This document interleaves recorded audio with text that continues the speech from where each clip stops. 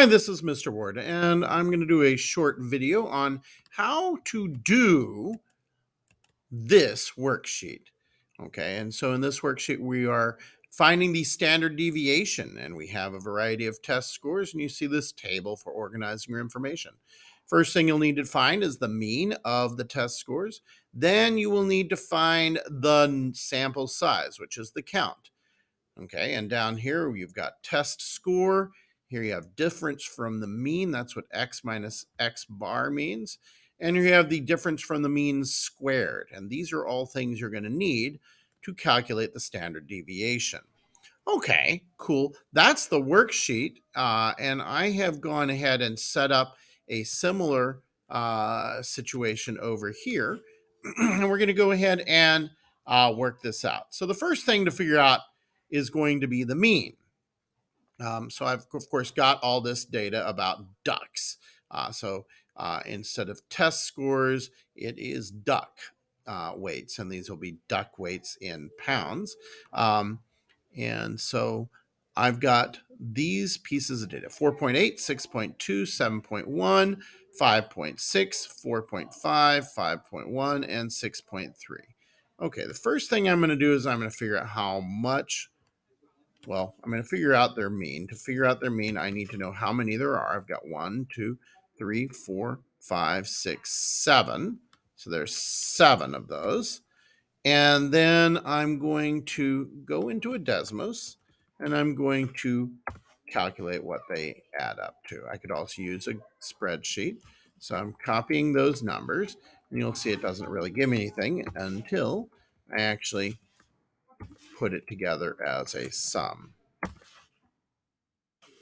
Okay, so I'm going in here, add them all up. Once I get that, now I have a sum. I've got 39.6. So I'll go back in here and say the total is 39.6. So the mean is going to be the total, 39.6, divided by the sample size, which is 7. So I'll go back into Desmos and set that up. Okay, so I'm going to put that in parentheses and divide that by 7. And there we go.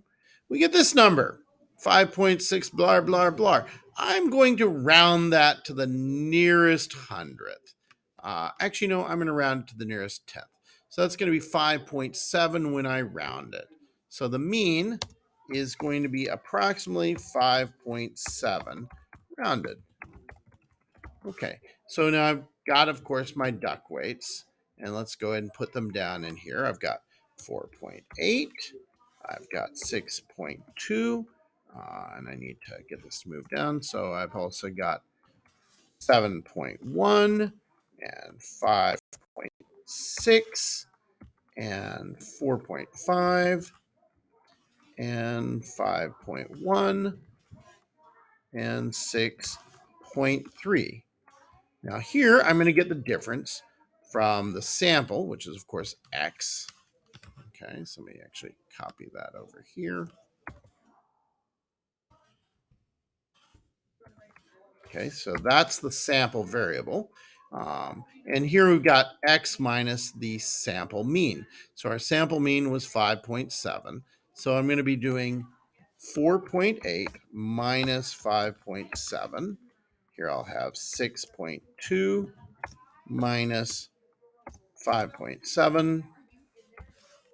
And then 7.1 minus 5.7.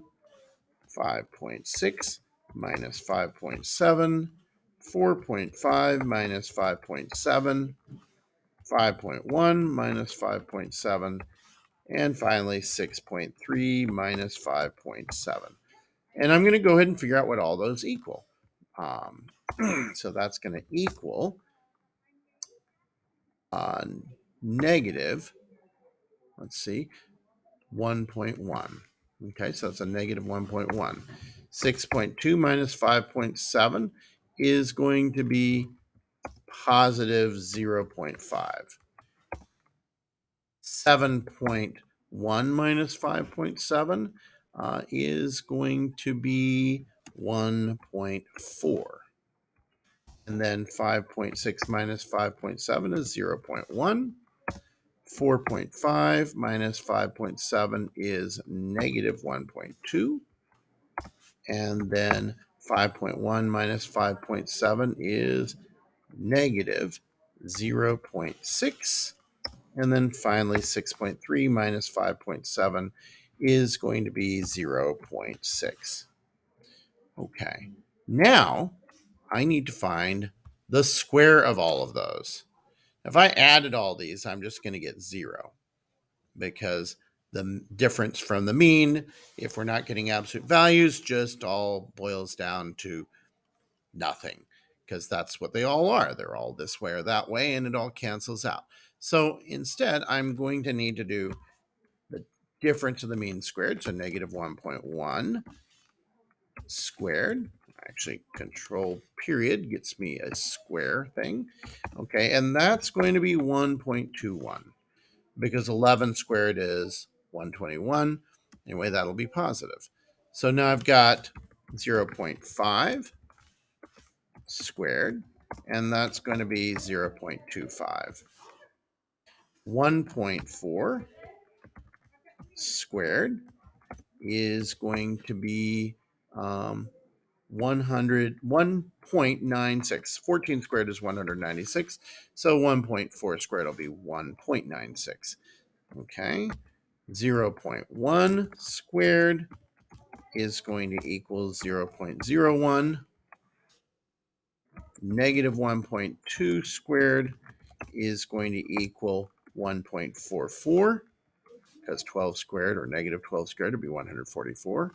And I'm using, those are both 10 times smaller.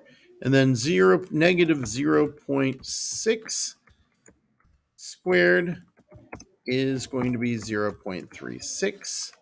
And then finally, 0.6, again, I've got exactly the same thing. So instead of negative 0.6, it's 0.6.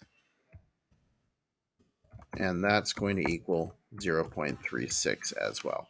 All right, now I need to add all these up. So if you go back to the other thing, you see this thing that says sum of the difference of the mean from the mean squared. That's this little symbol here. It's called sigma. And we're getting the sum of all that, and we're going to square that. There should be a little 2 there to indicate it's squared. Okay, now we're going to add it all up. So I'm just write sum. Okay. So the sum of all this, so I'm going to get 1 plus 2, that's 6, plus 6, that's 12, plus 1, that's 13, plus 4, 17, plus 6, 23, plus 6, more, 29. So I've got a 9 at the end. So now what's it? 1, 6, 12, 13, 17, 23, 29. So I'm carrying a 2 here. So 2 plus 2. So that's 4. Then 6. Then 15. 15. 19. 22. 25.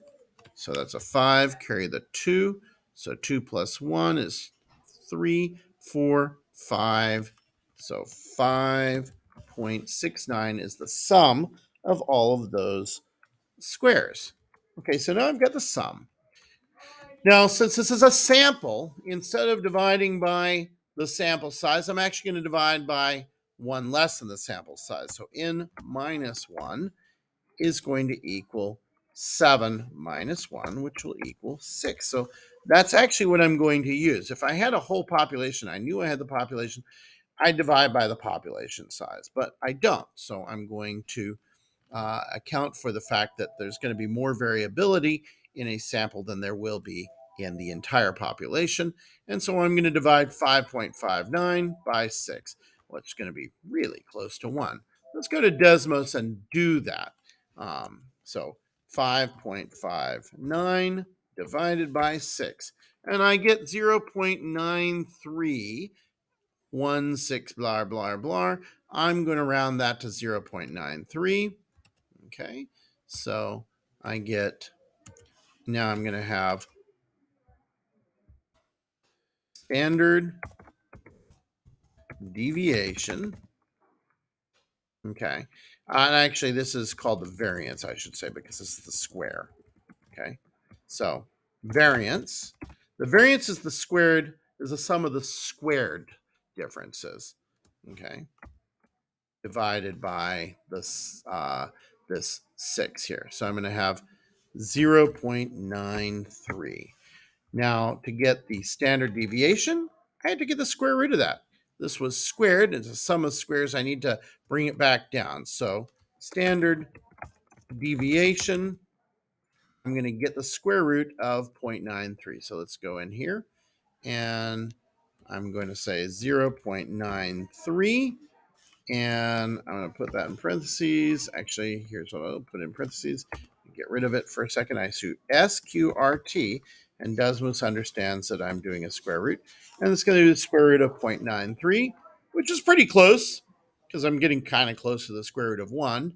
It's going to be 0.964. I will round that to 0.96. 0.96. So that is my standard deviation of the weights of all of those ducks from a sample. So once again, to reiterate, what I'm doing here is I am finding all of the differences between the actual sample measurement and the mean of the sample measurements. Then I squared all of those differences. I added them all up. That's my sum. Then I took my sample size of 7 and I knocked it down by 1. Knocked it down by 1 to 6 to account for the fact that a sample has more variability. So I'm making my denominator a little smaller. There's a couple of other reasons why we do that, but that's a general reason. And then I get this measurement called the variance. The variance is 5.59 divided by 6. It's a kind of the average or mean. It's similar to a mean, almost the same as a mean of all of these squared differences of the means. Then, because I wanted to know what the actual standard deviation is, I take this value, which I just got, and I get the square root of it, going back from this squaring, stepping back by using a square root. And so this is a common measurement called a standard deviation. And what we can predict if we assume that the weights of the ducks that we are measuring are what's called a normal distribution, then we can predict that about 68% of them will be between plus 0.96 pounds and minus 9.6 pounds from our mean. And our mean was 5.7. So 68% of our ducks will be 5.7 plus 0.96. So I'll just do that. 5.7 plus 0.96. So 6.66. And 5.7 minus 0.96. So that is the range of about 68% of the ducks if we assume it's a normal distribution. If we wanted to find out what the range of weights for 95% of the ducks are, that would be within 2 standard deviations. So I'm going to copy this and I'll say plus 2 times that. So we get to 7.62, or minus that. So 95% of the ducks we could predict would be between 3.78 and 7.62 pounds. And if we wanted to really go crazy with it, 3 standard deviations,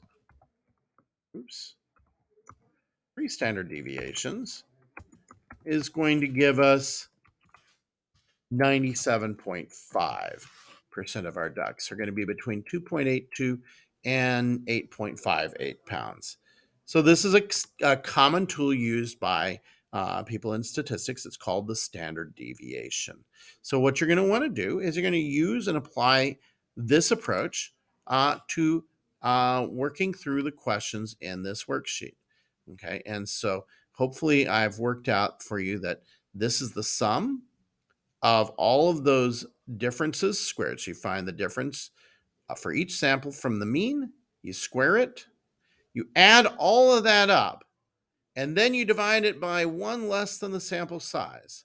That gets you the thing called the variance. Then you take it one more step and you get the square root of that. and that gets you the standard deviation. And so here are some problems for you to work with. So you can do these calculations in Desmos, or you can do these calculations using a Google Sheet. I ask that you not simply use the Google formula codes that just will give you the standard deviation, because you'll have a hard time. Well, first, I want you to understand what's happening in this. And second, I want you to be able to uh, calculate it. And then second, I would say there's several different standard versions of standard deviation that you'll find, and it'll be a little hard to pin down which one you want without being really familiar with it. So I'm hoping this helped. And once you're done with this, there will be some other things to take care of and do that will be on Google Classroom. All right, I hope that was helpful.